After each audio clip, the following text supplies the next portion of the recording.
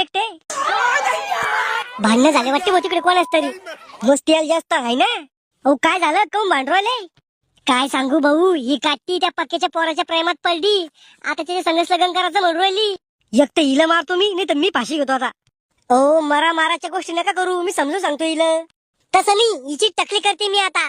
मग पाय तिचा ठोक्याला पळून येतो का? बाळा असं काय त्या पोरात, त्याच्यासाठी तू तुझ्या मायाबापाच्या विरोधात जाऊ राहिली. तुम्हाला काय समजतं प्रेमाचं? बेटा आम्ही बी 10 लफडे केले, पण असे घरलोक नाही आणले. वा रे वा डॅडी, मॅनीच ते का पूर्ण डोळा मारत तुम्ही उलट टांगून मारलं होतं.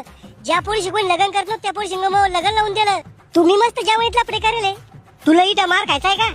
ते असंच राहतं, जे पोरग चांगलं राहतं त्याच्या बापाला लय कांड करत राहते, आणि जो बाप लय चांगला राहतो त्याच्या पोराचे लय लफडे राहते.